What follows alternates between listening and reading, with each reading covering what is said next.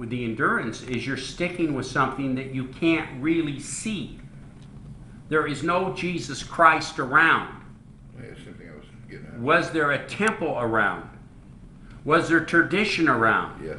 Was there friends and relatives who were all entangled into this system, and their fathers were, and their fathers' fathers were, and their fathers were, and it's all credible within the culture and the system. And now we're asking them to forsake all that, to believe in this almost what would be considered nothing, because you can't really get your hand on it.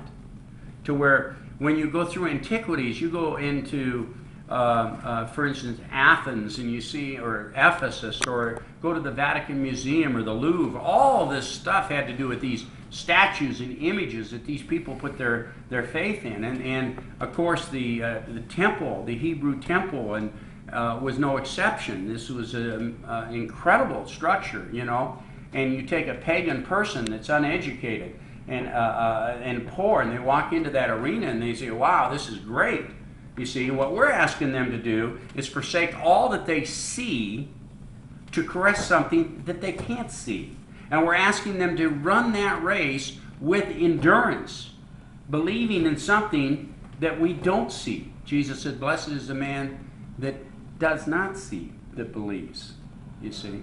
And so I think that that's a part of what's going on here, is that even though we can experience Jesus, there's a little difference between us experiencing Jesus and someone walking over there and saying, "That is the God of the universe," pointing to a statue that everybody's falling down and worshiping. That's something you can actually see, touch, relate to, and we don't have that in Christianity. We have a story of this man that came to this earth, and he died. He was God. He rose from the dead, establishing the fact that he was God. He appeared to many people, showing the fact that he was God. And then he ascended through the heavens. And he's not around right now to where we can walk up and see him like they did. And we never did see him. All we're hearing is the story that this had happened. And so we're asking you to run with endurance based upon this story. Like Paul said, if Christ did not raise from the dead, I'm just a fool, you know. And that our faith is based upon the act of Jesus raising from the dead, dying on the cross. And it's not something that we can walk up and pinch and feel, in a sense. Now, when you get born again, of course, you get the Holy Spirit in you, and it's a life-changing effect. But that still is something that you have to really implement faith, just like these guys. And that was the argument in Hebrews 11. We have to implement faith in those things, because that is different from someone walking over and seeing the temple of God. Go ahead.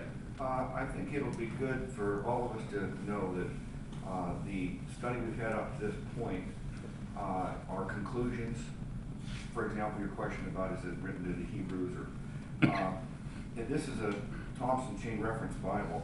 It outlines each of the books, and I won't go to the outline, but just 3 sentences that says the purpose of the book. It says, the letter was apparently written primarily to Hebrew Christians. These converts were in constant danger of relapsing into Judaism, or at least of attaching too much importance to ceremonial observances. The chief doctrinal purpose of the writer was to show the transcendental glory of the Christian age as compared to that of the Old Testament. And that's pretty much the conclusion that we've been working. We've been banging that drum over and over and over again. Now, why have we been beating that drum over and over and over again every study we've had? Why do we continue to beat that drum in every study we've had? Because the writer is. Very good. Bullseye again. My goodness, because the writer is. Exactly. We're beating the drum. Yes, Walt's get 3 in a row. He's got the turkey. No one else has got 3 rights in a row. In the history, no, but look at all the wrongs he's received. You see, Walt's never got a wrong. The only thing Walt's ever got is rights. He's 3-0. Okay. You know, How long you been coming here? a year and a half. A year and a half he's been coming here, and he's given he's jumped in 3 times, and every time he's been right. In a way, he's infallible. He's infallible. He's never hit one wrong. Okay, so amen for Walt. Praise Jesus. So, yeah, the reason we beat the drum is because the writer is beating the drum. And what's the first most important thing about a biblical interpretation? Intent. The intent of what? The writer. The author. So the author keeps beating this drum, therefore we keep beating this drum.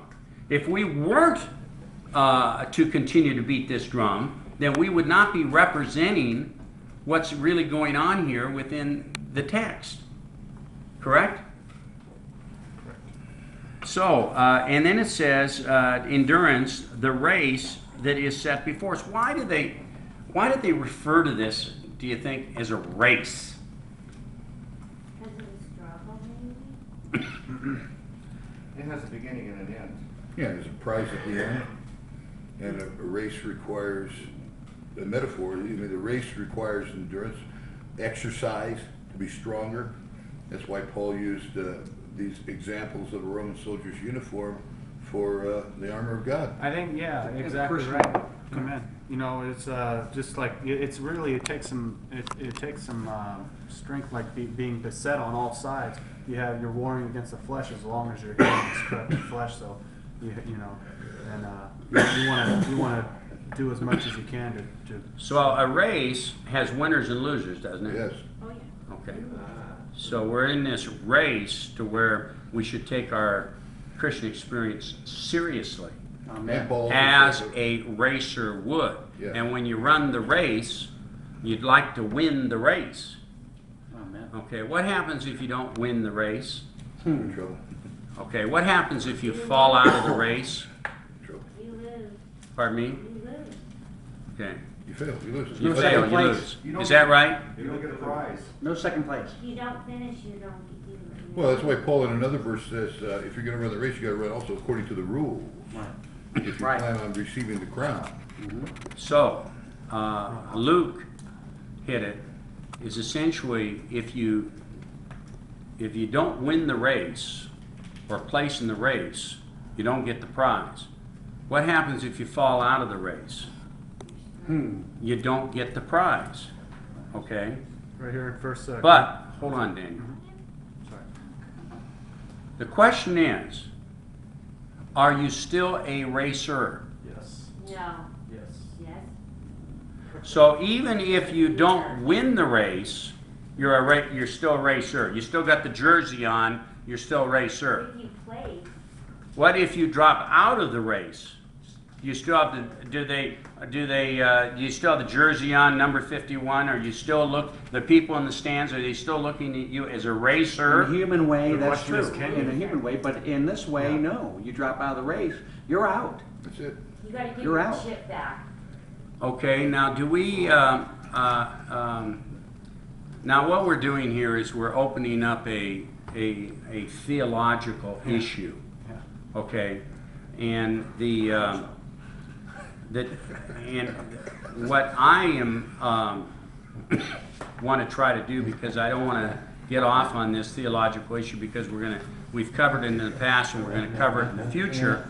Right after the 13th chapter, we may take a little time and cover this issue. So what I'm referring to is the race. Is in the Bible, do we have any verses that actually deal with the racing type thing and the concept that we're talking about? Where would be the main point in the Bible that's talking about the concept that we're talking about right now? Go ahead. Is it 1 Corinthians? Okay, what is it? You got it right there. You got your finger on it. What's it saying? It says, "Know ye not that they which run in a race run all, but one receiveth the prize, so run that you may obtain." Okay, that's saying the same thing we're talking about right here, isn't it? Yeah. Okay, but where is there another spot in the Bible that would personify the winner, the loser, and the prize? Is there some other place in the Bible that would deal with that? Well, I And if so, what would we classically call it? Talents. Is it the Bema seat of Christ? Okay, Bema seat? What do you mean by Bema The seat? judgment seat for the believer? The judgment seat of what? For works? The judgment seat of what? Christ? Yes. Is that what you're saying? Yeah, the judgment of Christ. Okay, that's what I'm referring to. Okay, the judgment seat of Christ. And what does it say in the judgment seat of Christ? Are there people that are going to receive rewards and prizes? Okay. Are there people that are not going to receive rewards and prizes? Yep. Okay. How are the people that are receive the awards and the prizes? How are they described? They get crowns. That don't. It doesn't Oh, say. they don't get the Wait a second. How I are they said they described? get the reward. How are they described? Then ones that have gold and silver